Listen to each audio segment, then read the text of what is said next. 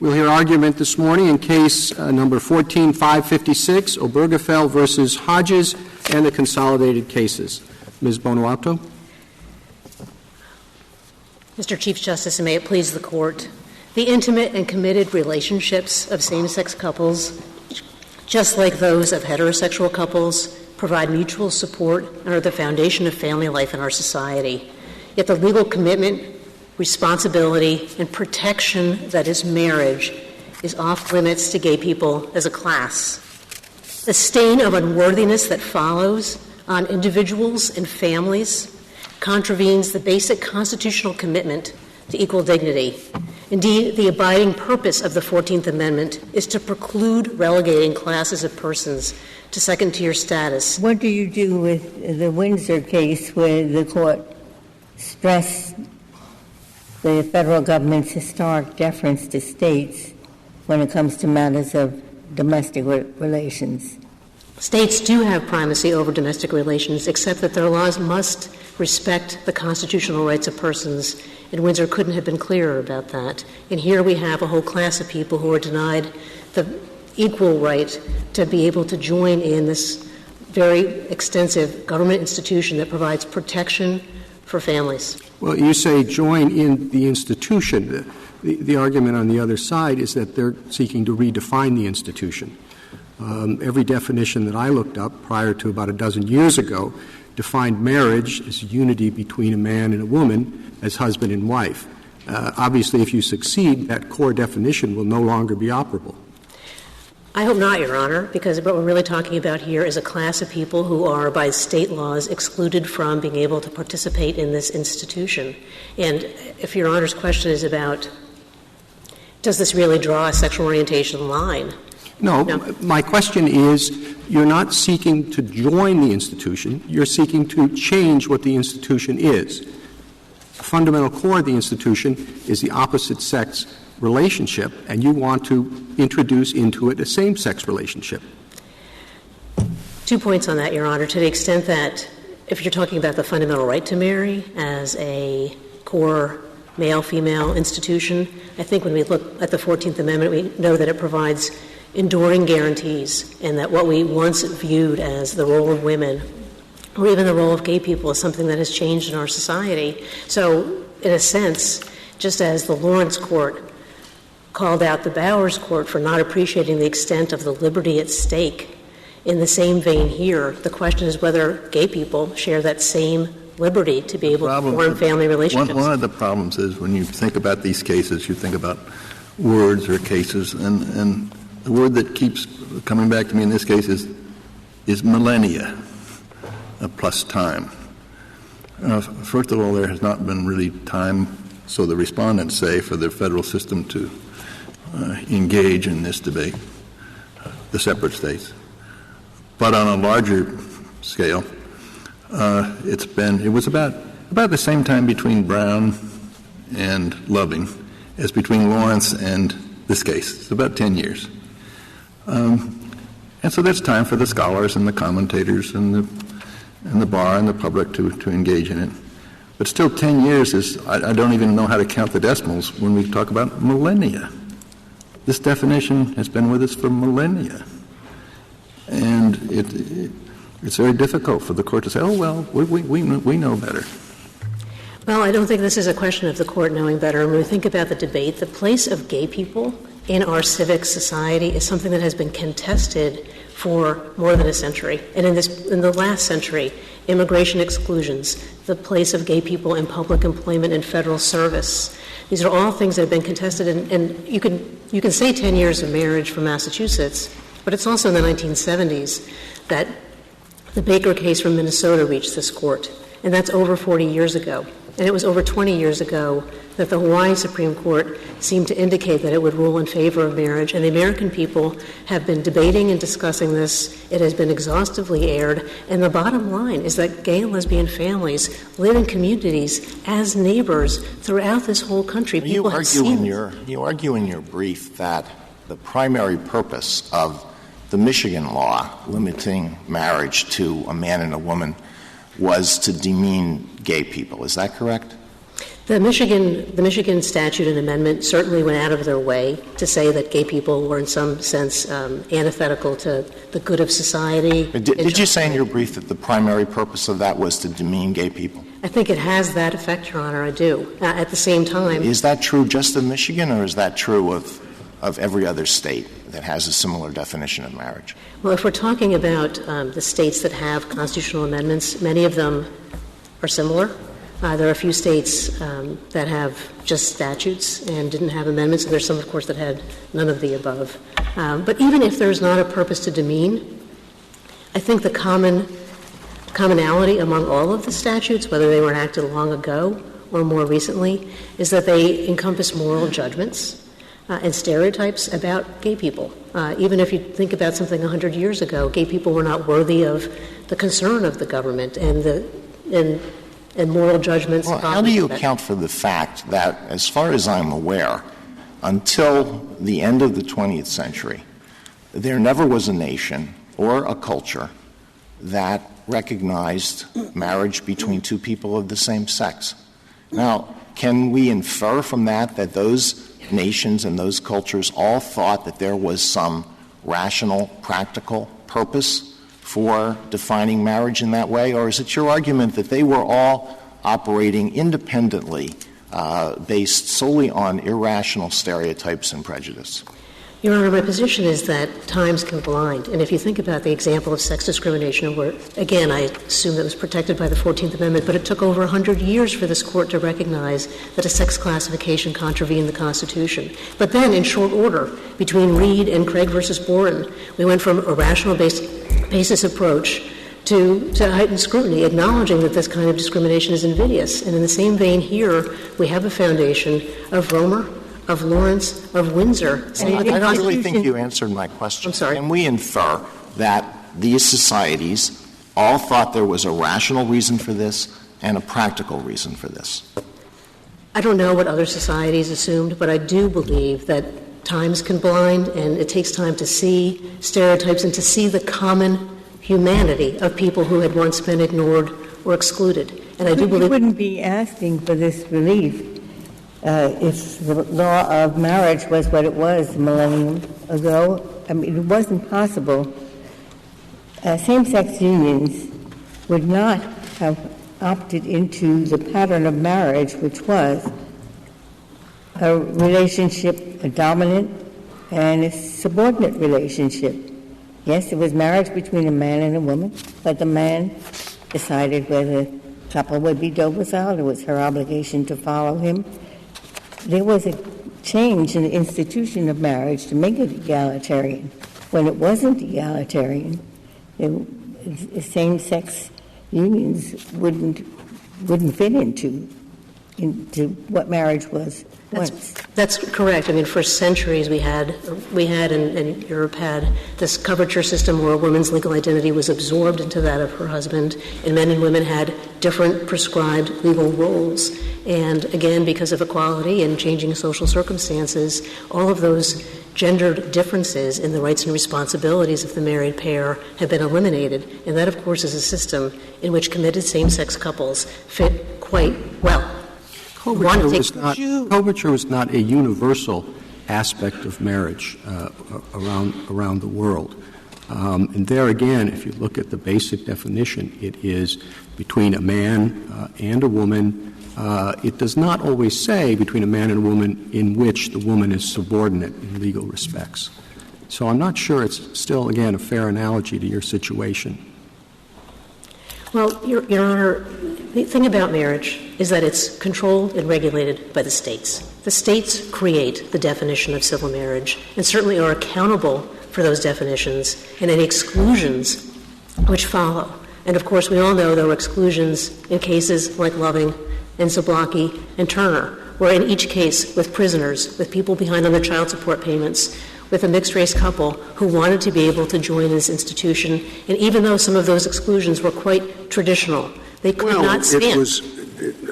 Not all societies banned mixed-race marriages. In fact, not even all states in this country banned. But I don't know of any.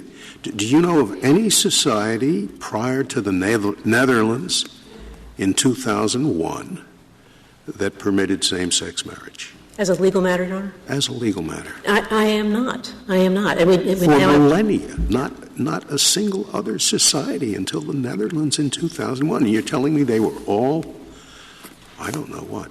No, what I'm saying is taking that tradition as it is, the court still needs a reason to maintain that tradition when it has the effect. Well, the issue, of course, is not whether there should be same-sex marriage, but who should decide the point? Yes, and you're asking us to decide it for this society when no other society until 2001 ever had it. And how many states have voted to have same-sex marriage, or their legislature, or by referendum? I think it's 11, isn't it? Yes, but I would also count the state courts that interpret their constitutions. Well, yes, that the state courts who agree with you. But once again, that's not the people deciding it; it's judges deciding. Well, Counselor, in terms of this millennium, what's been the status or the view of gay people in most of those countries? Have they been subject to the kinds of discrimination that they were subject to here? Were they welcomed into the worldwide community? Was it free of discrimination? Well, if you're speaking of the world, not every legal system around the world has the kind of system with the explicit constitutional guarantees for all persons of liberty and equality, and that immediately sets the United States off from so many other countries. And, of course, there are now, I don't know if it's 17 or 18 countries that actually do authorize marriage for same-sex couples in Europe, in South America, New Zealand. There have been cultures that did not frown on homosexuality. That is not a universal opinion throughout history and across all cultures. Ancient Greece is an example. It was well accepted within certain bounds. But did they have same-sex marriage in ancient Greece? Yeah, I don't believe they had anything comparable to what we have, Your Honor. And we're talking about... Well, they had marriage, didn't they? Yeah, they had, yes. And they had some sort of marriage. And they had same-sex relations, did they not? Yes, and they also were able to... People like Plato wrote in favor of that, did he not? In favor of... Same-sex, wrote approvingly of same-sex relationships, did he not? I believe so, Your Honor. So their limiting marriage to couples of the opposite sex was not based on prejudice against gay people, was it? I can't speak to what was happening with the ancient philosophers. What I feel like... Well, but it's necessary. You said that, well, marriage is different because it's controlled by the government. But from a historical, from an anthropological standpoint, Justice Scalia was very careful to talk about societies. Justice Alito talked about cultures. If you read about the Kalahari people or ancient peoples, they didn't have a government make this rule. They made it themselves, and it was man and woman. There were certainly there were marriages prior to the United States forming, and we recognize that. But when our nation did form into this union in 1787, and then when it affirmed the 14th Amendment in 1868, that's when our nation collectively made a commitment to individual liberty and equality. Maybe you're doing that, but I would like to hear the precise answer to the question you've been asked several times. Okay. And to me, it takes the form. The opposite view has been the law everywhere for thousands of years among people who were not discriminating even against gay people. And suddenly you want 9 people outside the ballot box to require states that don't want to do it to change what you've heard is change what marriage is to include gay people. Why cannot those states at least wait and see whether, in fact, doing so in the other states is or is not harmful to marriage? Now, that same question has been put in many, many ways in the briefs on our subject. You've received it in 3 or 4 different ways. I would like to know, so I can hear and understand it, just what your response is. Okay. And I apologize if I haven't. In our system, with the 14th Amendment, which again sets forth principles that we all or govern by and govern our lives. When you look at examples like coverture, okay, even if it was not universal, it was still something that was widespread in this nation for a very, very long time, and that change in marriage was deeply unsettling to people. Likewise, even if race was not used as a basis for discriminating in every single state as a matter of law by criminal law and constitutional law, it was incredibly pervasive. And again, changing that, as Virginia resisted in the Loving case, resisted and said, please wait and see. 80% of the American public was with Virginia on that. But again, it was the question of the individual liberty of the person to do something that was considered a profound change in its time. Suppose we rule in your favor in this case, and then after that, a group consisting of 2 men and 2 women apply for a marriage license. Would there be any ground for denying them the license? I believe so, Your Honor. What would be the reason? There would be 2. One is whether the state would even say that that is such a thing as a marriage, but then beyond that, there are definitely going to be concerns about coercion and consent and disrupting family relationships when you start talking about multiple persons. But I want to also just go back to the wait-and-see question for a moment, if I may, because Jim, I didn't understand your answer. Yeah, I hope you will come back to mine. If you want to go back to the earlier one, then you can come back to that's what, the state, so again. Well, what if there's these are 4 people, 2 men and 2 women. It's not the sort of polygamous relationship, polygamous marriages that existed in other societies and still exist in some societies today. And let's say they're all consenting adults, highly educated. They're all lawyers. What would be the ground under the logic of the decision you would like us to hand down in this case? What would be the logic of denying them the same right? Number one, I assume the states would rush in and say that when you're talking about multiple people joining into a relationship, that is not the same thing that we've had in marriage, which is on the mutual support and consent of 2 people. Setting that aside, even assuming it is within the fundamental right. Well, I don't know what kind of a distinction that is, because a marriage between 2 people of the same sex is not something that we have had before.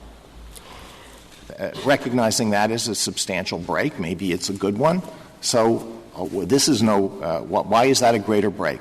The question is one of, again, assuming it's within the fundamental right, the question then becomes one of justification. And I assume that the states would come in and they would say that there are concerns about consent and coercion. If there's a divorce from the second wife, does that mean the fourth wife has access to the child of the second wife? There are issues around who is it that makes the medical decisions, in the time of crisis. I assume there'd be lots of family disruption issues, setting aside issues of coercion and consent and so on, that just don't apply here, where we're talking about 2 consenting adults who want to make that mutual commitment for as long as they shall be. And so that's my answer on that. And just if I may turn for a moment to the wait-and-see for a moment, wait-and-see by itself has never been considered a legitimate justification, a freestanding justification under the 14th Amendment. And what we're talking about here with waiting and seeing is we're talking about the petitioners being denied marriage, and we're talking about a second-class status being enshrined as a matter of the Constitution. Part of wait and see, I suppose, is to ascertain whether the social science, the new studies, are accurate.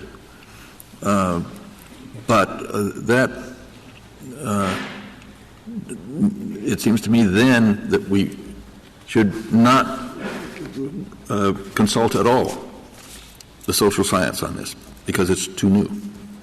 You say we don't need to wait for changes. So it seems to me that if we're not going to wait, then it's only fair for us to say, well, we're not going to consult social science. Well, 2 points on that, if I may.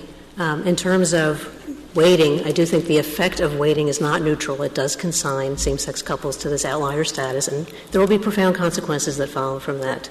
But then setting that aside vis-a-vis the social science, there have been trials. Of course, in the Michigan case, in Arkansas and Florida about adoption bans, these issues have been aired repeatedly, and there is, as you all have heard, a social science consensus that there is nothing about the sex or sexual orientation of the parent that is going to affect child outcomes. And this isn't just research about gay people. It's research about, again, what is the effect of gender? It goes for 50 years. You're quite right that the consequences of waiting are not neutral.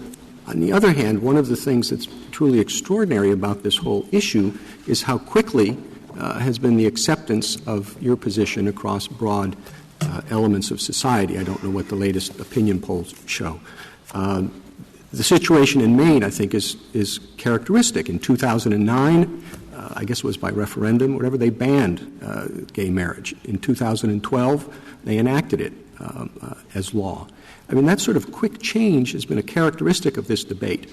But if you prevail here, there will be no more debate. I mean, closing the debate can close minds, and it will have a consequence on how this new institution is accepted.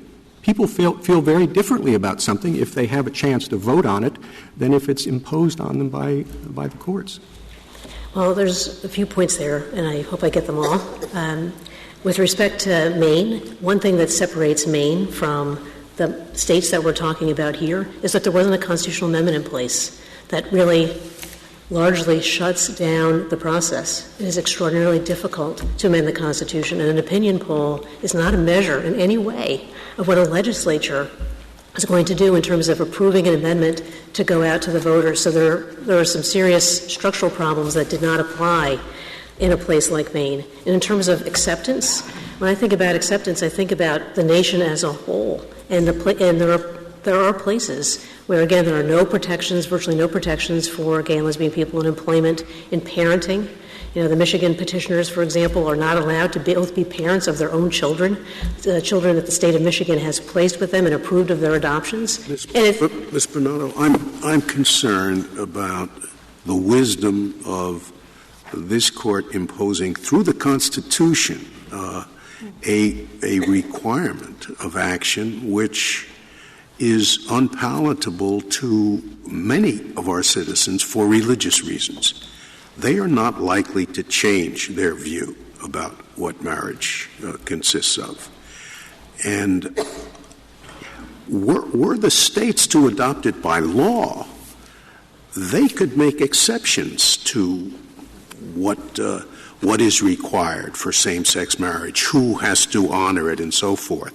But once it's made a matter of constitutional law, those exceptions, for example, is it conceivable that a minister who is authorized by the state to conduct marriage can decline to marry two men if, indeed, this Court holds that they have a constitutional right to marry?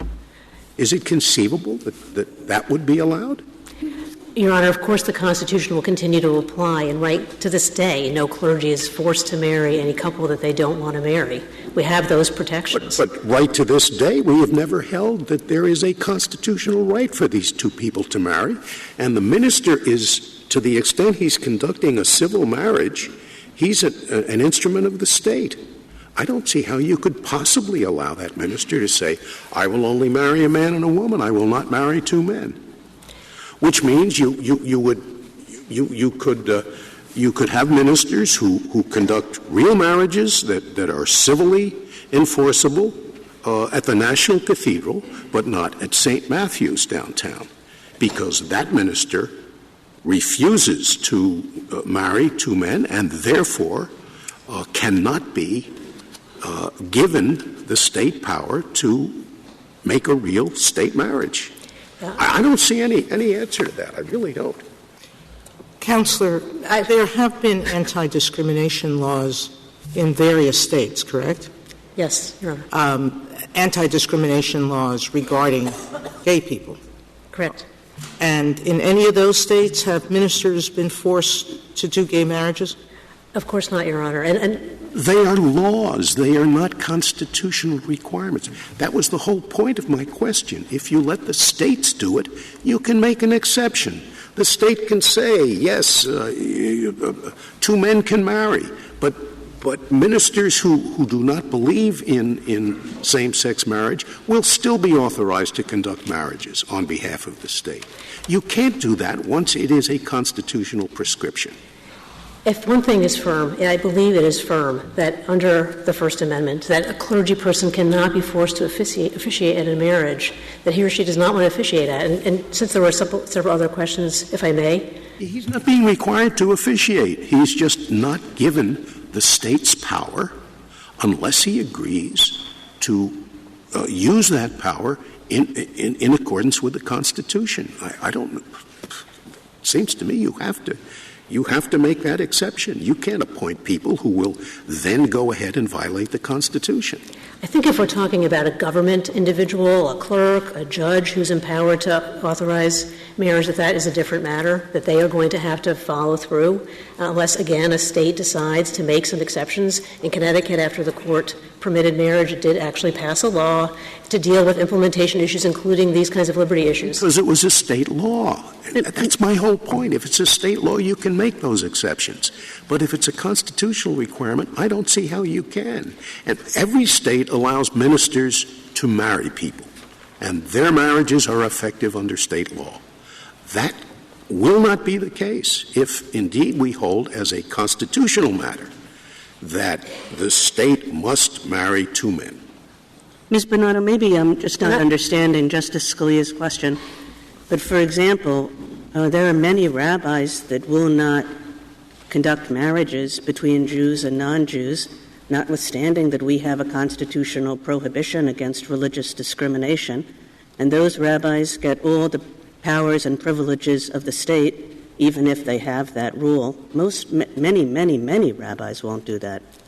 That's precisely. It's called Congress shall make no law respecting the freedom of religion. Yes, and what leaves this question open. Yes, and I will just say very briefly.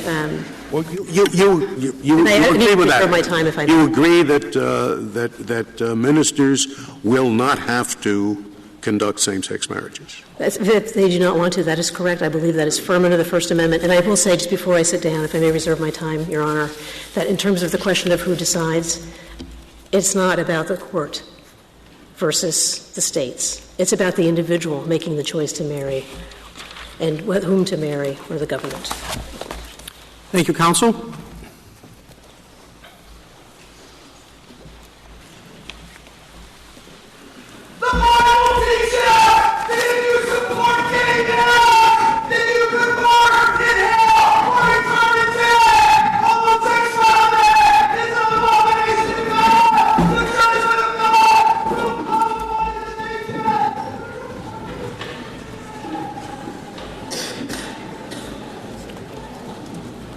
General, would you like to take a moment? I will. Thank you, Mr. Chief Justice. Actually, Mr. Chief Justice, if the Court is ready. We're ready. Okay. It was rather refreshing, actually.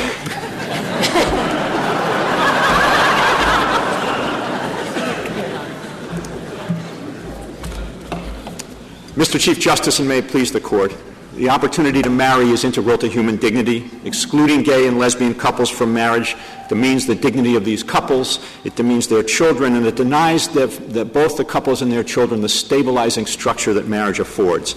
Now, the respondent's principal argument and what we've been discussing this morning so far is whether this issue of whether this discrimination should persist is something that should be left to the political process or whether it should be something decided by the court. And I'd like to make 3 points about that, if I could. First, I think it's important to understand that if this Court concludes that this issue should be left to the political process, what the Court will be saying is that the demeaning second-class status that gay and lesbian couples now inhabit in states that do not provide for marriage is consistent with the equal protection of the laws. That is not a wait and see. That is a validation. And second, to the extent the thought is that this can be left to the political process because this issue will take care of itself over time because attitudes are changing, what I respectfully submit to the Court is that although no one can see the future perfectly, of course, that it seems much more likely to me that the outcome that we're going to end up with is something that will approximate the nation as a house divided that we had with de jure racial segregation. You may have many states, perhaps most states, in which gay couples can live with equal dignity and status, but you will have a minority of states in which gay couples will be relegated to demeaning second-class status, and I don't know why we would want to repeat that history. And third, General, I'm sorry, go ahead. And third, I want to just expand on what Ms. Bonauto said, and I think, Mr. Chief Justice, you did recognize this, that the decision to leave this to the political process is going to impose enormous costs that this Court thought were costs of constitutional stature in Windsor. Thousands and thousands of people are going to live out their lives and go to their deaths without their states ever recognizing the equal dignity of their relationships. Well, you could have said the same thing 10 years ago or so when we had Lawrence. Haven't we learned a tremendous amount since Lawrence, just in the last 10 years? Yes, and, Your Honor, I actually think that's quite a critical point that goes to the questions that Your Honor was asking earlier. I do think Lawrence was an important catalyst that has brought us to where we are today. And I think what Lawrence did was provide an assurance that gay and lesbian couples could live openly in society as free people and start families and raise families and participate fully in their communities without fear. And there are two things flow from that, I think. One is that has brought us to the point where we understand now, in a way even that we did not fully understand in Lawrence, that gay and lesbian people and gay and lesbian couples are full and equal members of the community. And what we once thought of as necessary and proper reasons for ostracizing and marginalizing gay people, we now understand do not justify that kind of oppression. The difference, of course, is Lawrence, the whole argument is the state cannot intrude on that personal relationship. This, it seems to me, is different in that what the argument is the state must sanction and must approve that relationship. They're two different questions. It is different. I agree. And that leads to the second thing I think that Lawrence catalyzed for our society was it put gay and lesbian couples, gay and lesbian people in a position for the first time in our history to be able to lay claim to the abiding promise of the 14th Amendment in a way that was just impossible when they were marginalized and ostracized. And you're right, Mr. Chief Justice, this is about equal participation on equal terms in a state-conferred status, a state institution. That is different than Lawrence, but I do think that what Lawrence has allowed us to see is that the justifications for excluding gay and lesbian couples from equal participation in this institution just hold up. And I do think, the Court has raised this question about whether what we are talking about here is a fundamental change in the nature of marriage. And I think the answer to that question is that this case can be decided by thinking about marriage in exactly the way the states, the respondent states and other states have defined marriage now. And I think it's important to think about it this way. Heterosexual couples can enter marriage and they can have families through biological procreation. They can have families through assisted reproduction. They can have families through adoption. Or they can not have families at all. What do you think are the essential elements of marriage as it exists today? Well, I think the essential elements of marriage are the ones that are the obligations of mutual support and responsibility and the benefits surrounding marriage that state law provides to ensure that there is an enduring bond that continues over time and lasts hopefully till death do us part through the end of life. And certainly child rearing is bound up in that. But what I would suggest, Justice Alito, is that the way in which child bearing is bound up in that is quite different than what my friends on the other side are suggesting. Let's think about two groups of two people. The first is a same-sex couple who have been together for 25 years and they get married, either as a result of a change in state law or as a result of a court decision. The second, two people are unmarried siblings. They've lived together for 25 years. Their financial relationship is the same as the same-sex couple. They share household expenses and household chores in the same way. They care for each other in the same way. Is there any reason why the law should treat the two groups differently?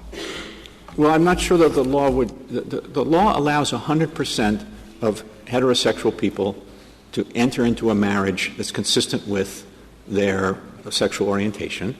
And in these states, it forbids 100% of gay and lesbian people from entering into a marriage that's consistent with their sexual orientation. Well, as far as the benefits that federal law confers on married people, such as in Windsor, the effect on estate taxes, what would be the reason for treating those two groups differently? Well, I'm not entirely sure there would be, but of course marriage is something more fundamental than that. It is an enduring bond between two people. And to get back to the point about child rearing, I do think this is quite important. I mean, I understand, and in part of their wait-and-see and caution argument, that what respondents are saying here is that they want to exercise an attitude of caution because of concern about the welfare of children raised in same-sex married households. But there's a quite significant problem with that rationale, and it's this.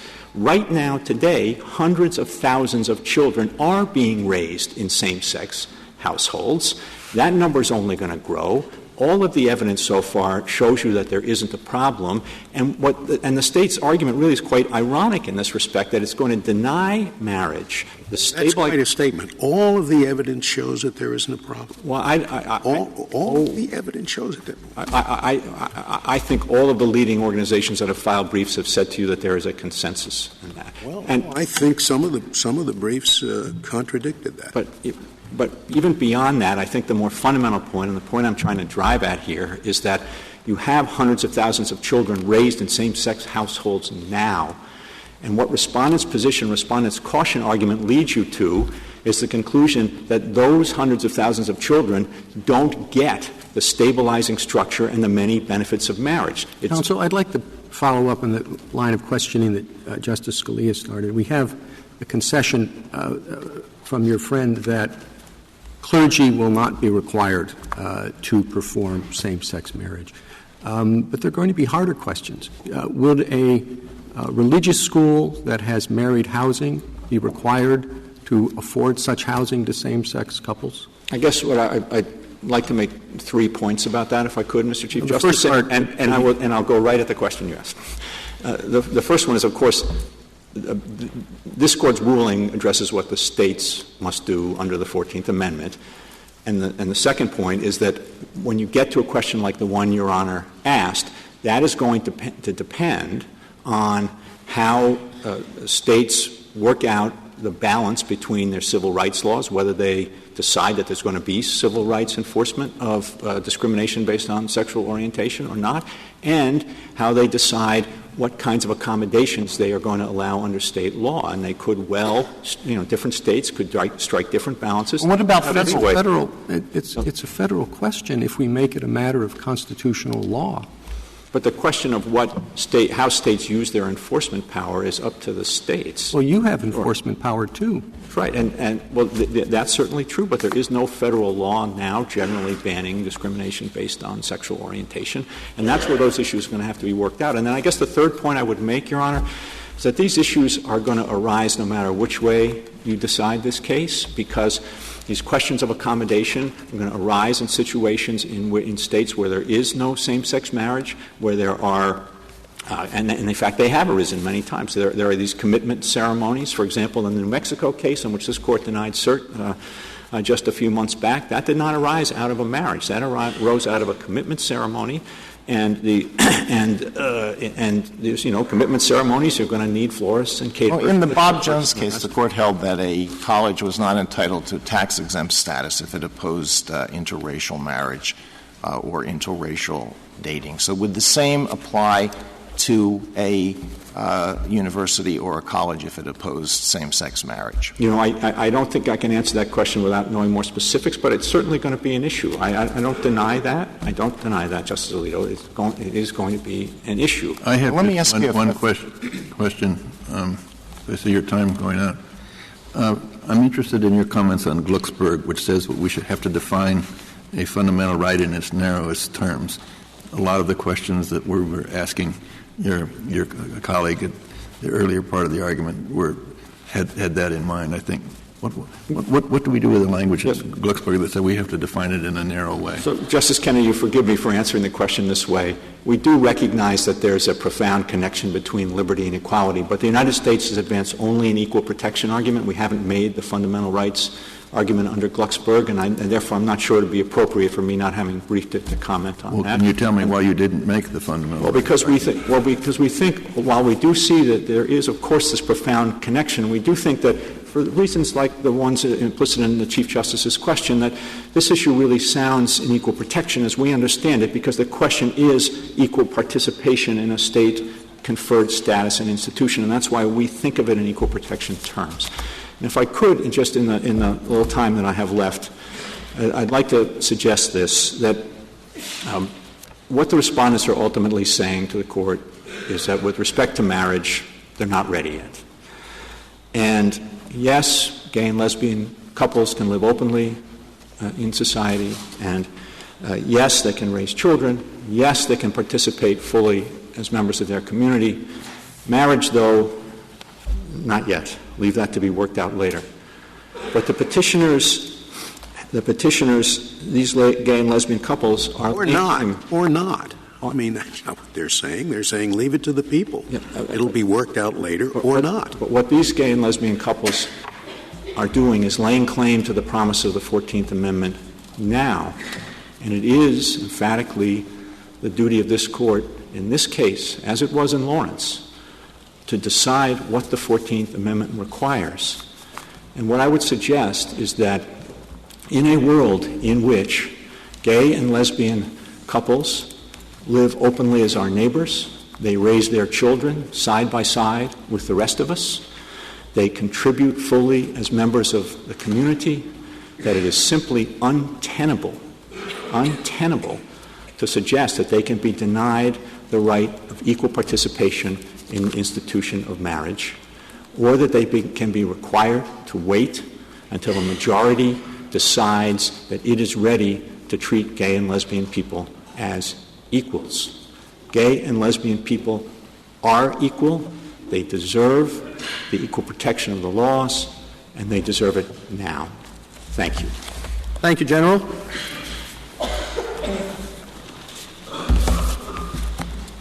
Mr. Bursch? Thank you, Mr. Chief Justice, and may it please the Court. Respondents are not saying we're not ready yet. Respondents are really echoing the questions that Justice Breyer was asking. This case isn't about how to define marriage. It's about who gets to decide that question. Is it the people acting through the democratic process, or is it the federal courts? And we're asking you to affirm every individual's fundamental liberty interest in deciding the meaning of marriage. And I think this whole case really turns on the questions that Justice Alito asked. Nobody's taking that away from anybody. Every single individual in this society chooses, if they can, their sexual orientation, or who to marry or not marry. I suspect even with us giving gays rights to marry, that there are some gay people who will choose not to, just as there's some heterosexual couples who choose not to marry. So we're not taking anybody's liberty away. We're talking about the fundamental liberty interest in deciding the question of what marriage means. And I don't know that that's sure. Leaving that to the side. I thought that I heard the answer to the question being given in respect to tradition, the 2,000 years, and the democratic ballot box and so forth was quite simple. What I heard was, one, marriage is fundamental. I mean, certainly that's true for 10,000 years. And marriage, as the states administer it, is open to vast numbers of people who both have children, adopt children, don't have children, all over the place. But there is one group of people whom they won't open marriage to. So they have no possibility to participate in that fundamental liberty. That is people of the same sex who wish to marry. And so we ask, why? And the answer we get is, well, people have always done it. No. You know, you could have answered that one the same way when you talk about racial segregation. Or two, because certain religious groups do think it's a sin, and I believe they sincerely think it. There's no question about their sincerity. But is a purely religious reason on the part of some people sufficient? And then when I look for reasons 3, 4, and 5, I don't find them. What are they? So therefore, I'm asking there. I put a long question, but it gives you an opening to say what all those reasons are. Justice Breyer, those answers 1 and 2 are not our answers. Good. Our answer number 1 is that the marriage institution did not develop to deny dignity or to give second-class status to anyone. It developed to serve purposes that by their nature arise from biology. Now, imagine a world today where we had no marriage at all. Men and women would still be getting together and creating children, but they wouldn't be attached to each other in any social institution. Now, the marriage view on the other side here is that marriage is all about love and commitment. And as a society, we can agree that that's important. But the state doesn't have any interest in that. If we're trying to solve that social problem I just described, where there's no marriage, we wouldn't solve it by saying, well, let's have people identify who they're emotionally committed to and recognize those relationships. Mr. Bursch, I understand that argument. It's the principal argument that you make in your briefs, that same-sex marriage doesn't advance this state interest in regulating procreation. Let's just assume for the moment that that's so. Obviously, same-sex partners cannot procreate themselves. But is there, in addition to that, are you saying that recognizing same-sex marriage will impinge upon that state interest, will harm that state interest in regulating procreation through marriage? We are saying that, Your Honor. Now, obviously, under rational basis, that's not a question that you need to decide. But even leaving that aside, well, how could that be? Because all of the incentives, all of the benefits that marriage affords would still be available. So you're not taking away anything from heterosexual couples. They would have the very same incentive to marry, all the benefits that come with marriage, that they do now. Justice Kagan and Justice Ginsburg, it has to do with the societal understanding of what marriage means. This is a much bigger idea than any particular couple and what marriage might mean to them or to their children. And when you change the definition of marriage to de-link the idea that we're binding children with their biological mom and dad, that has consequences. So, for example, a reasonable... Don't do that. That's the problem. Marriage doesn't do that on any level. How many married couples do fathers with the benefits or the requirements of marriage walk away from their children? And so it's not that the institution alone does it and that without it, that father is going to stay in the marriage. He made a choice. I would say that it should be gender neutral. Some mothers do the same thing. But my point is that I'm not sure how I get to the point that Justice Breyer is making. How does withholding marriage from one group, same-sex couples, increase the value to the other group? Justice Sotomayor, there's all kinds of societal pressures that are already delinking that reason that the state advances for marriage, keeping kids and their biological moms and dads together whenever possible. Excuse me, do you have to answer that question? Under rational basis, is it we your don't. burden to show that it will harm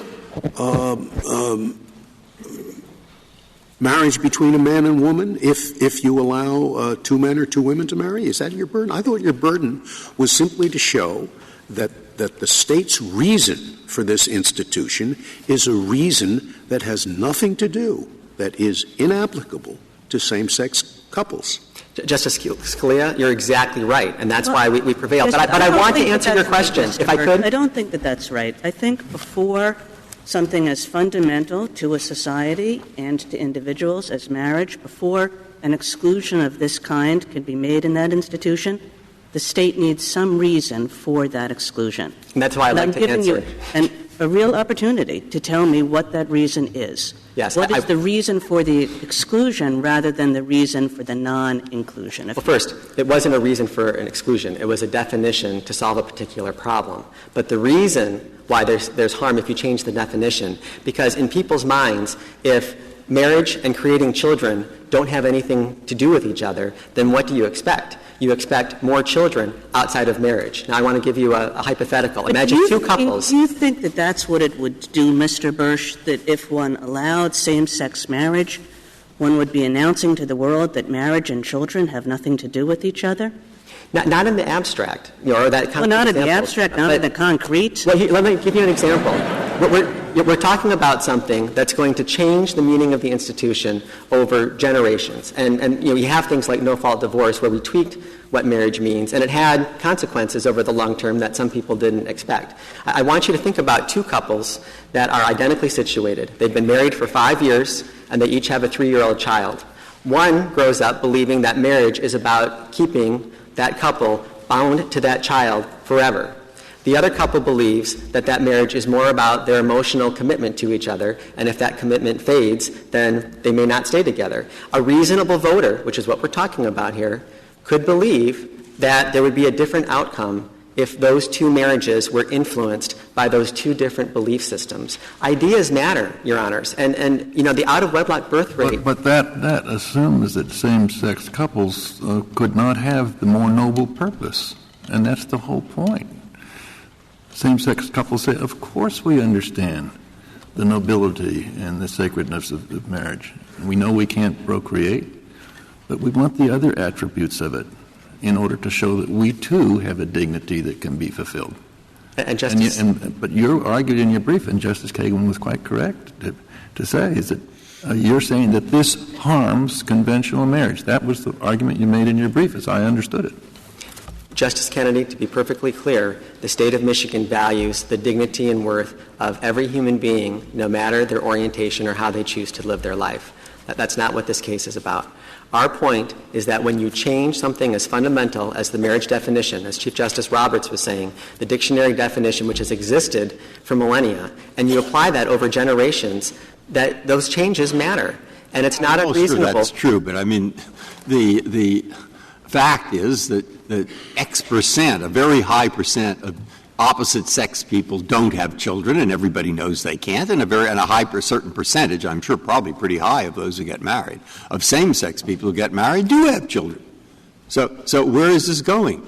I mean, what are these two couples to do with it? I mean, how do we get from what I just said to some kind of rational or important distinction? We're concerned about all the children of opposite-sex couples and children of same-sex couples.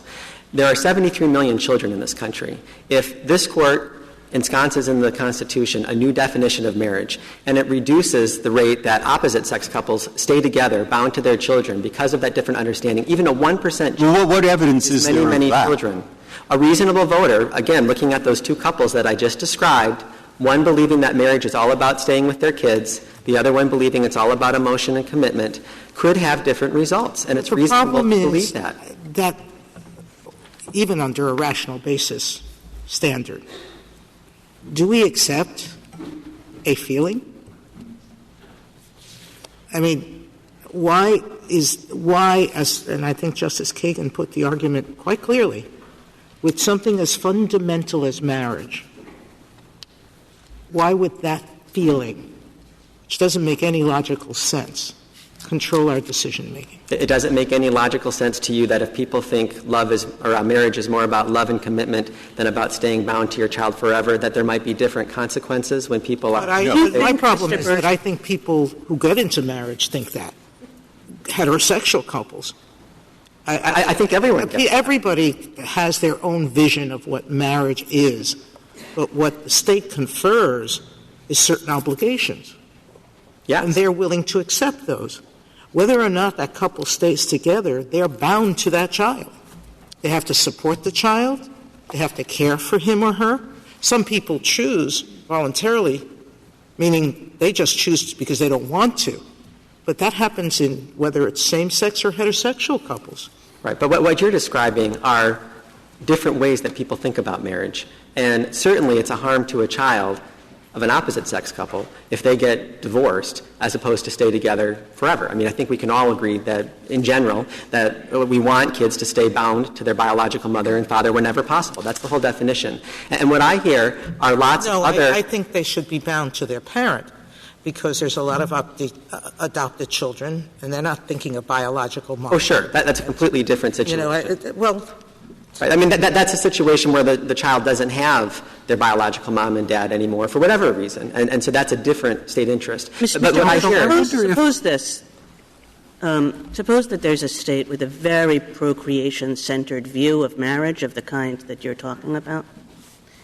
And, so emotional commitment and support, all of these, the state thinks are not the purpose of marriage, and they want their marriage licenses to be addressed only to the things which serve this procreation purpose.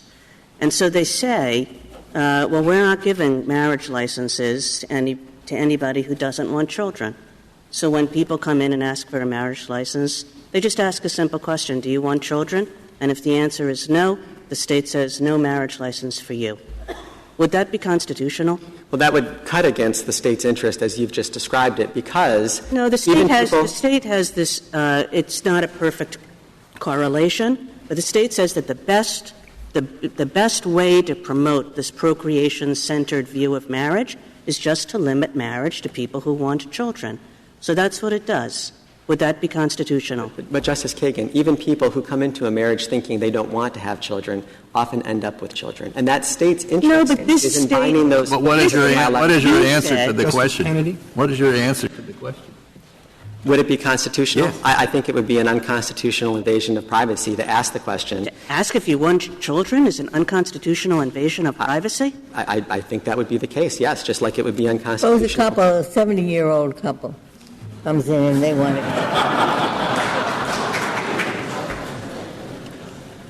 Don't have to ask them any questions. You know they're not going to have any children.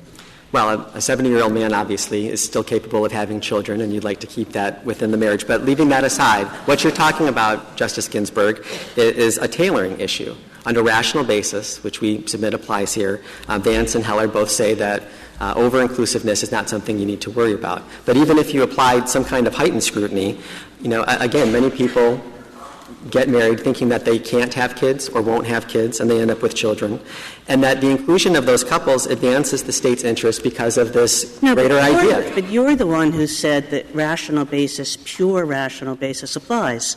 And this is a state that's decided that it so wants this procreation-centered view of marriage that it's going to exclude people who don't want children, it's going to exclude people who can't have children. And the question is, would that be constitutional? And it seems to me it flows directly from your argument that it would be constitutional.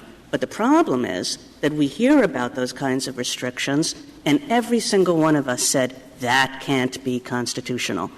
And I'm suggesting that the same might be true here. That it can't be constitutional to keep the marriage definition that, as several justices have mentioned, has been rationally applied for millennia in every culture. To keep the marriage definition, as you have described it, as so procreation-centered that a state can exclude everybody that does not serve that purpose for that reason alone. And that's the reason you've given. That's the primary interest. But if you're concerned about the over-inclusiveness, the under-inclusiveness, the plaintiff's definition of marriage, other definition of marriages suffer from that same flaw. So, for example, the plaintiff's definition also excludes relationships, families that have already been discussed this morning that might benefit from having state-recognized marriage. It also includes people who have no real emotional love or commitment towards each other. They get married for other reasons. So if those are the reasons why the state's definitions are invalid. The reason for marriage is to provide a lasting bond between people who love each other and make a commitment to take care of each other. Do you see a way in which that logic can be limited to two people who want to have sexual relations? Why that would not extend to larger groups, the one I mentioned earlier, two men and two women, or why it would not extend to unmarried siblings who have the same sort of relationship? It would be over-inclusive and under-inclusive. And the underlying point there is that the state doesn't have an interest in love and emotion at all. If Justice Kagan and I have a close friendship, The government doesn't regulate when that friendship begins or ends. That the government's sole interest in these cases isn't about love. It's about binding children to their biological That's moms. fine. That's I'd like impossible. to go to direct that, because I could think we can accept that kind of definition and simply point out that many gay people want to have children, and they do. Sure. So I'm not certain how that works here, but I'll think about it.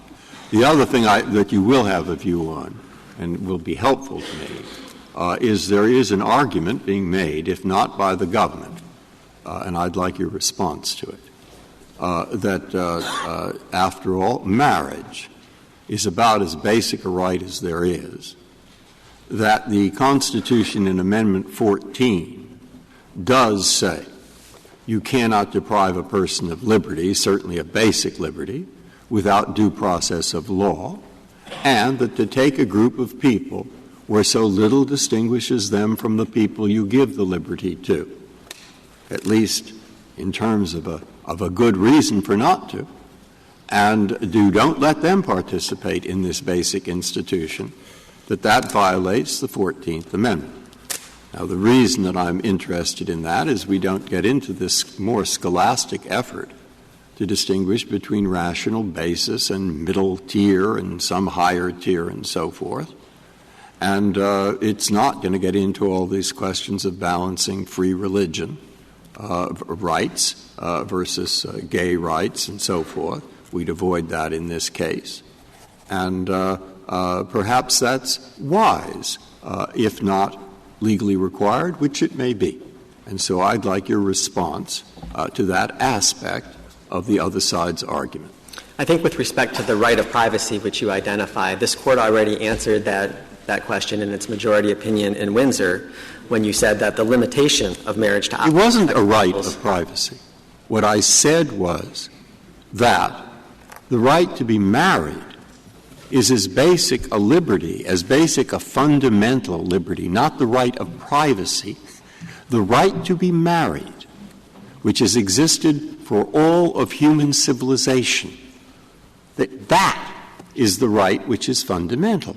And therefore, when a state offers that to almost everyone, but excludes a group, I'm just repeating myself, but I want that question answered to the best of your ability, please. I'm using right to privacy interchangeably with the fundamental right that you're speaking about.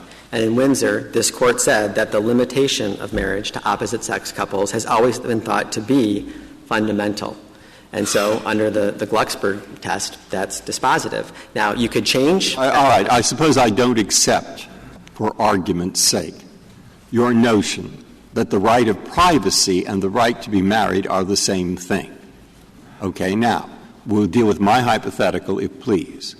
And my hypothetical is they are different things. Sure. And on that assumption, I would like to know what you think of the argument. I think Windsor, compared with Glucksberg, is dispositive on that, because the limitation on the fundamental right. The problem is that I don't actually accept your starting premise. The right to marriage is, I think, embedded in our constitutional law. It is a fundamental right. We've said it in a number of cases. The issue is you can't narrow it down to say, but is gay marriage fundamental? Is black and white marriage been treated fundamentally? The issue was starting from the proposition of, is the right to marry fundamental? And then, is it compelling for a state to exclude a group of people? And that, for me, is as simple as the question. Right. And Justice Sotomayor, I'm not arguing with you or Justice Breyer about how broadly or narrowly we should be defining the fundamental marriage right. I'm simply pointing out that under this Court's long-established precedent in the fundamental rights area, which is designed to create a balance where federal courts aren't always interfering with the state democratic process, that in Windsor, you already answered that question. It doesn't matter how broadly or narrowly we define it. What's been fundamentally understood as a limitation is the opposite-sex nature of marriage. Counsel, I'm not sure it's necessary to get into sexual orientation to resolve the case. I mean, if Sue loves Joe and Tom loves Joe, Sue can marry him and Tom can't. and the difference is based upon their different sex. Why isn't that a straightforward question of sexual discrimination? Two reasons. All of this Court's landmark precedents in this area in sexual discrimination law have always involved treating classes of men and women differently, and that's not what we have here.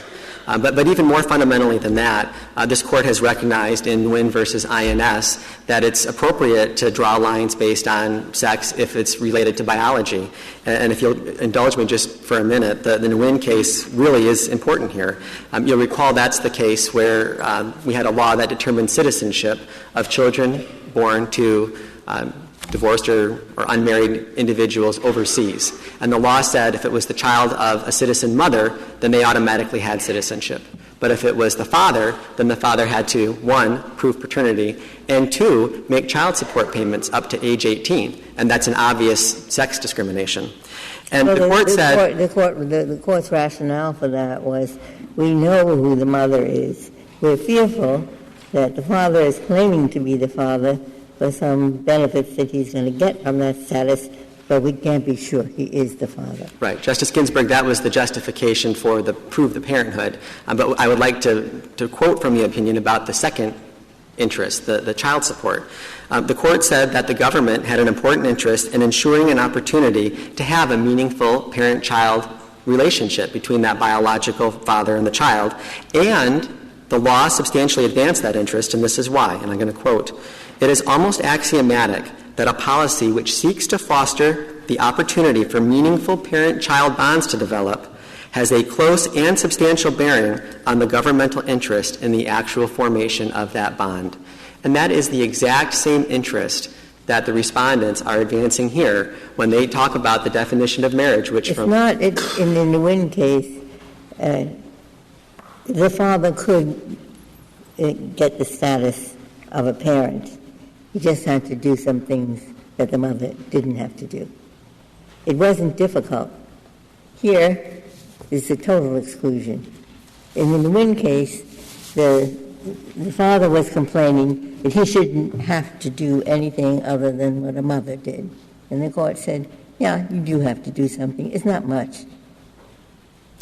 But the gist of the Court's opinion, Justice Ginsburg, was that the State had an interest in the biological father-child bond, not only in proving it, but also ensuring that it's sustained.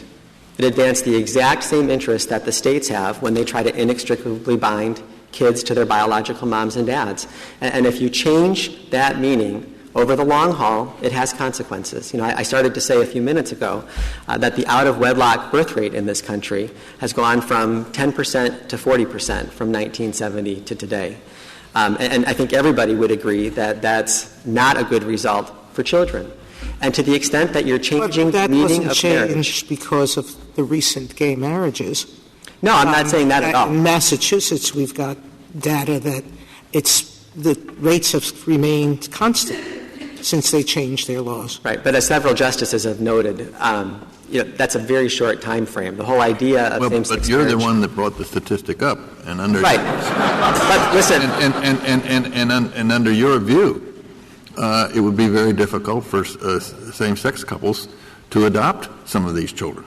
I think the argument cuts quite against you. But when I'm talking... And it goes back to the basic point where you began, where you had some premise that only opposite-sex couples can have a bonding with the child. That was very interesting, but it's just a wrong premise. That's not my premise. The premise is that we want to encourage children to be bonded to their biological mother and father. We don't deny at all, disagree at all, that same-sex couples can be bonded to their children. We hope that's the case. But you see, this is what I think is difficult for some people with your argument, is that it's hard to see how permitting same-sex marriage discourages people from being bonded with their biological children.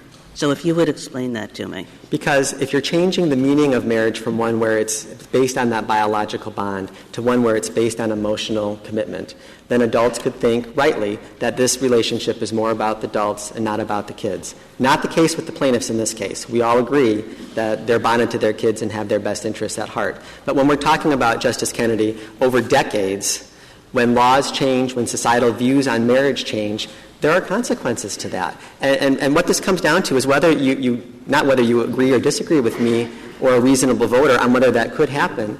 It's whether, in drawing these policy lines, every marriage definition excludes and includes some people.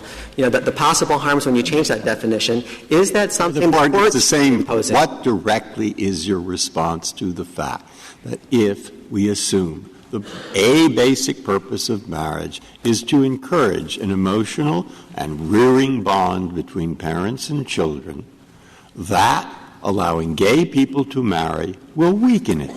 After all, some non-gay couples have children, many, and some don't.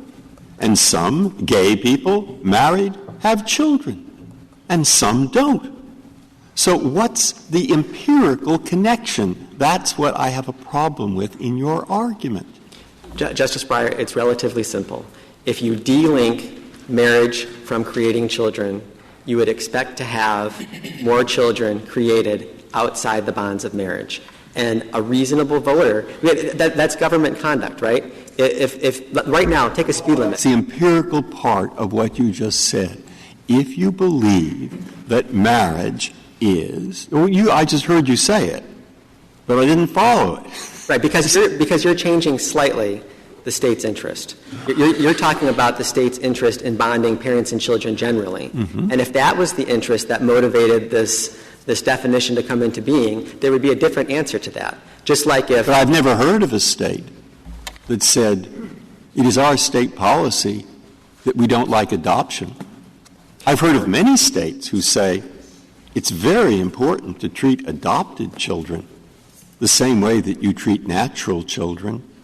I've never heard the contrary. So if your argument depends upon that, I'm stuck. Let me be very clear about that. We love adoption. Adopted parents are heroic. There you're talking about children who have, for whatever reason, death, disability, abuse, have already been separated from their biological mom and dad. And so when we're talking about adoption, that's an entirely different social issue that gets solved with different state interests. What we're talking about here is that world where there is no marriage. They are connected, right? Because if you they're related, sure. If you think about who are the potential adoptive parents, many of them are same-sex parents who can't have their own children and truly want to experience exactly the kind of bond that you're talking about. So how does it make those children better off by preventing that from happening? Well, we allow someone, regardless of their sexual orientation, to adopt. That's yes, but you different. yourself are saying that the marriage, the recognition of marriage, helps the children, aren't you? I mean, you'd rather have the whole basis of your argument. It's supposed to be the glue. glue. Want children in marital households. Correct.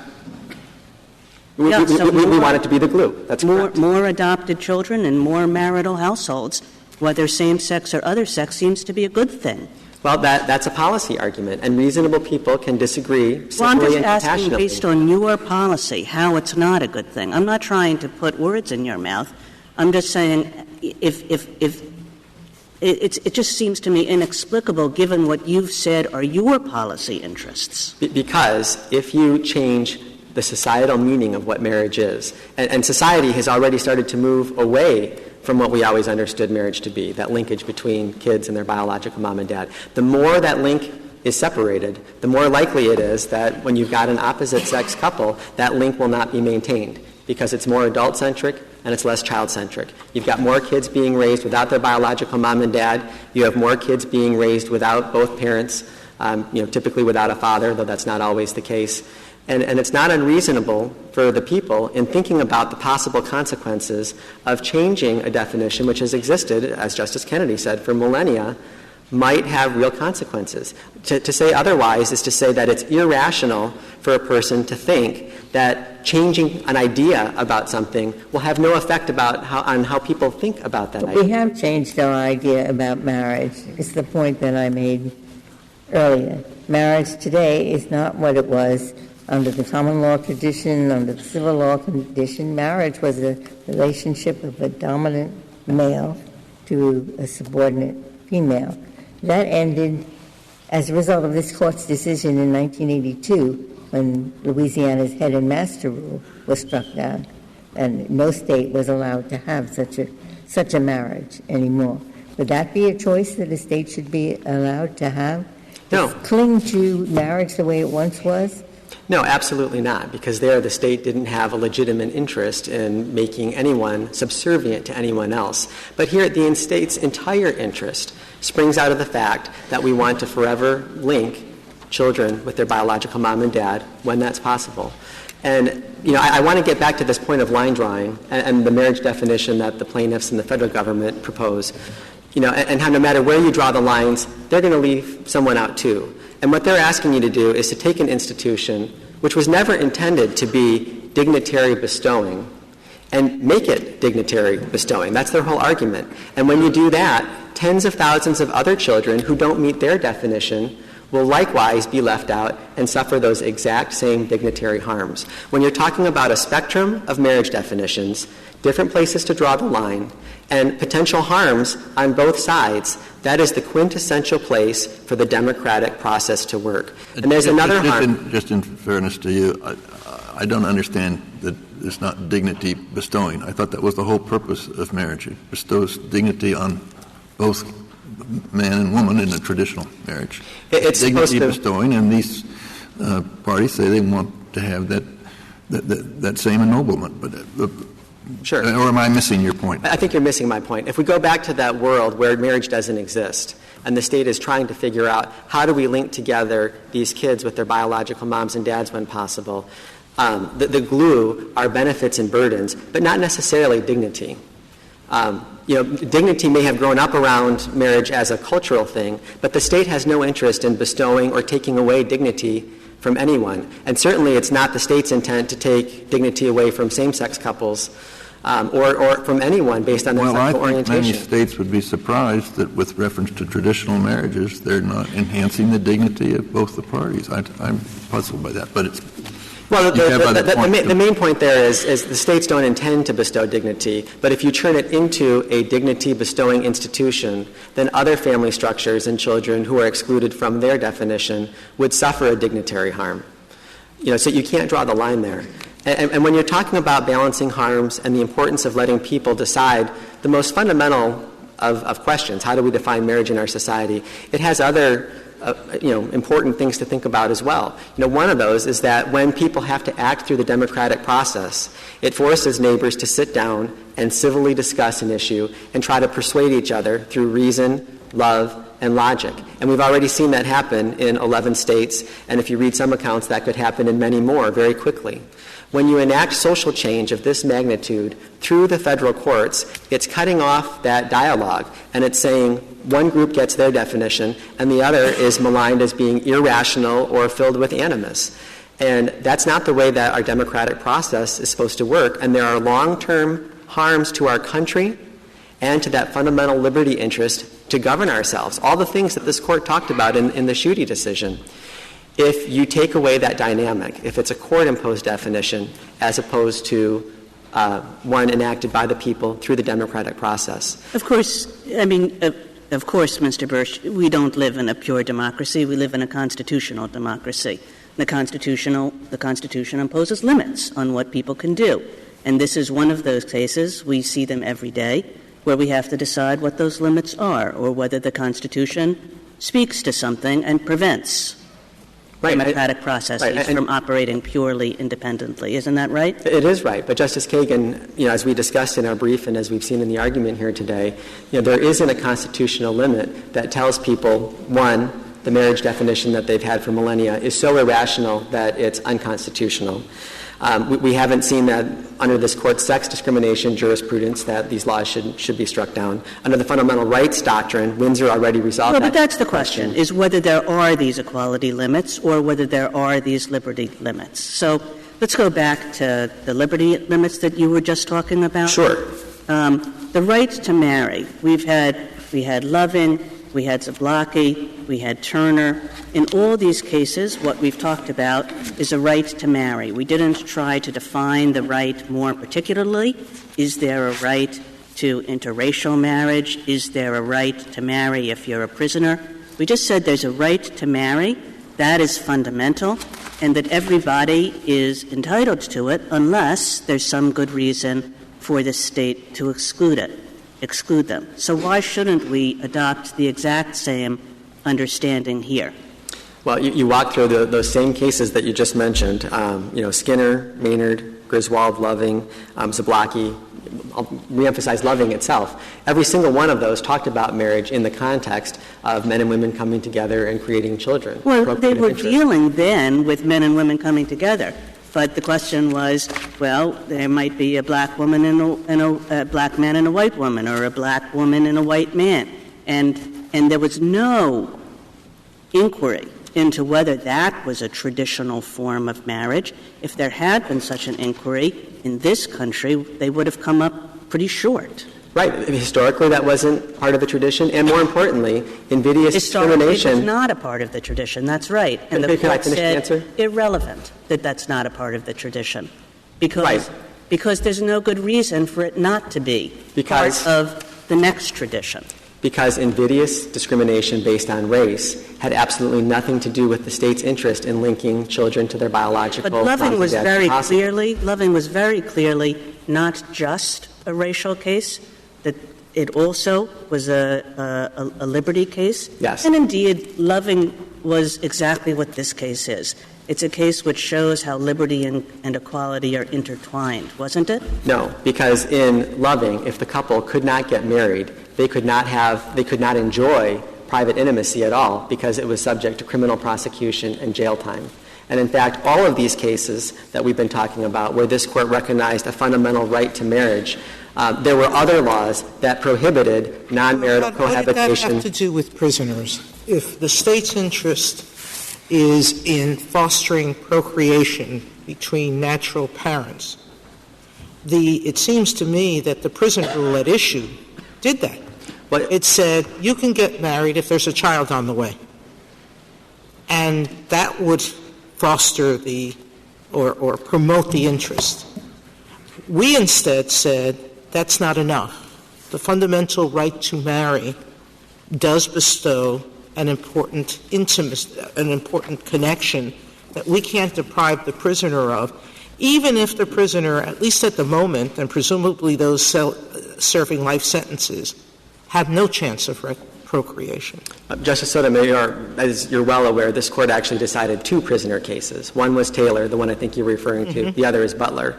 This court in Taylor said even someone in prison who has an expectation of getting out someday has a right to consummate their marriage. In Butler, you said when someone's serving a life sentence, it's appropriate for the state to deny them the opportunity to marry because they never have that opportunity. So even there, you were tying the state interest that we're asserting here to marriage. And let's take away all laws regarding cohabitation and intimacy outside of marriage so that there is no criminal conduct, the underlay for all those things.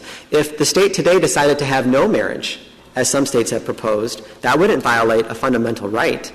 The fundamental right at stake in those cases was the right to be left alone, not the right, as Chief Justice Roberts intimated in the first part of this argument, to force the government to come into your home and recognize something and to give you benefits. Those are 2 very different things, and you can draw the analogy to the abortion context, and I'm reluctant to bring that up. But, in Roe versus Wade and Casey, this court says the government cannot interfere in that private choice. That's a fundamental right. In Maher, the court says, but a woman cannot force the government to come participate in that by paying for it. Likewise here, Lawrence said the government cannot interfere in private, intimate conduct. Our position is that the court cannot, as a constitutional matter, say, but yes, you can force the state into these relationships by forcing them to recognize and give benefits to anyone. That's not the way that our fundamental rights doctrine works. So, Justice Kagan, to get back to your point again about how the Constitution does put limits, there haven't been any identifiable limits here that defeat the state's interest. You would have to somehow change one of those doctrines. You'd have to change your fundamental rights doctrine. You'd have to change equal protection doctrine. And when you change those, you also change the balance between the federal courts and the people voting in the democratic process. See, to me, it seems as though you're doing something very different that we've never done before, which is you're defining constitutional rights in terms of the kinds of people that can exercise them. And I don't think we've really ever done that. Where we've seen a constitutional right, we have not defined it by these people can exercise it, but these people can't, especially in a case where the claims are both rights-based and equality-based. I mean, it would be like saying in Lawrence, well, there's only a right to intimate activity for heterosexual people and not a right to intimate sexual activity for gays and lesbians. And, of course, we didn't do that. Once we understood that there was a right to engage in intimate activity, it was a right for everybody. Absolutely. But that's the state's whole point, is that we're not drawing distinctions based on the identity, the orientation, or the choices of anyone. The state has drawn lines the way the government has always done to solve a specific problem. It's not meant to exclude. Well, it it's must not meant be to take away dignity. That's why you're drawing distinctions based on sexual orientation in these laws. Oh, gosh, no, because the state doesn't care about your sexual orientation. What the state cares about is that biological reality. I'm not asking about your reasons and whether you have any or not, but whether you have any or not, you are drawing distinctions based on sexual orientation. That's what these laws do. No. A statute that facially classified based on sexual orientation would look very different. What these statutes do is they have disparate impact. And you would have to demonstrate then under Washington v. Davis and Feeney that there's some animus that motivates this. And this Court has said repeatedly in Ling and O'Brien and other contexts. Impact. It's leaving the group out altogether. It's not that more of this group and less of that group. Right, but as you said in Bray versus Alexandria, a 100% impact doesn't necessarily mean animus. We still have to determine a discriminatory intent. What did we say in Bray? Something about if you prevent people from wearing yarmulkes, you know that it's discrimination against Jews. Isn't that what we said in Bray? Same thing here. The Bray versus Alexandria case that I was talking about was the one that affected abortion and your ability to have that, which on its face affects 100% of women. About said what I said. Right. Should I read anything other than I'll certainly go back and read Windsor again, and I'll certainly go and read Glucksberg again. I do recall the cases, at least generally, and I don't believe there's anything in those cases that says the basic liberty or right to be married is a right that extends only to opposite-sex couples. Those weren't really issues in the case as they are here, so I'm surprised if this Court actually wrote that. But if it did write that, and you can immediately call that page to mind, I'll doubly look at it.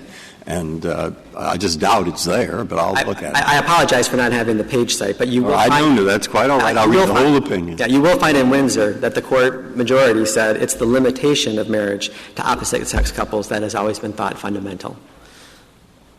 Is the limitation. Yeah. I'll look at it. So what we're talking about here is having to change court doctrine. This is now. Right. How could the limitation be? The fundamental right has to be a right to marry.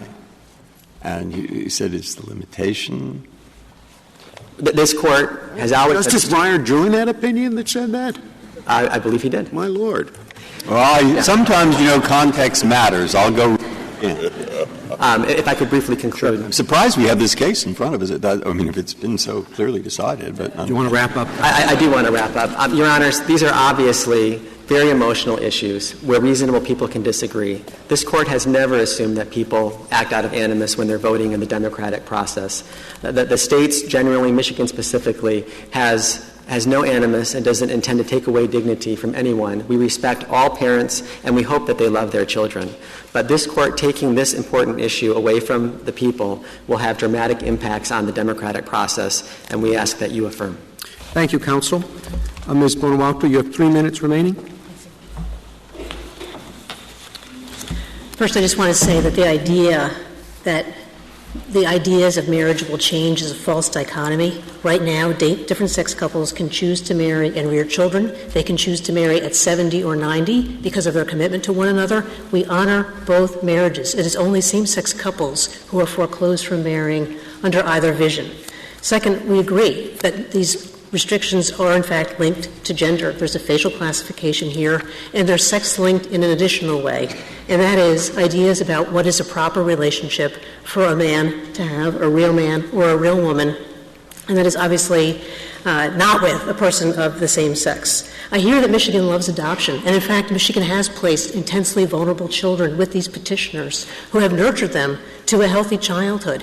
Does Michigan deny them marriage because they didn't conceive those children together when Michigan would let other adoptive parents who are a different sex couple marry?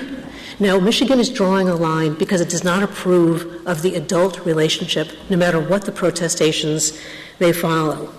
Next, we hear a line is not disrespectful because it's drawn based on biology.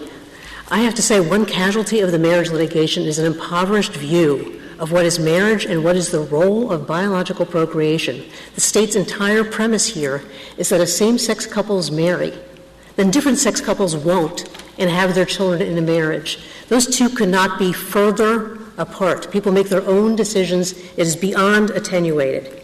And the idea also that there are other people who raise children, and good for them. It's something, of course, that I hope policymakers would support. But the adult relationships that we're talking about at the foundation here are different adult relationships. And telling same-sex couples who have made that commitment to one another and have committed to raising children that they can is what is stigmatizing.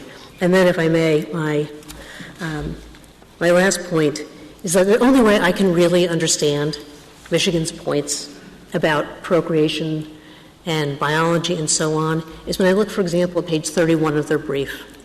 And they say that what they care about is people who have children together staying together and providing a long-term, stable situation for their children.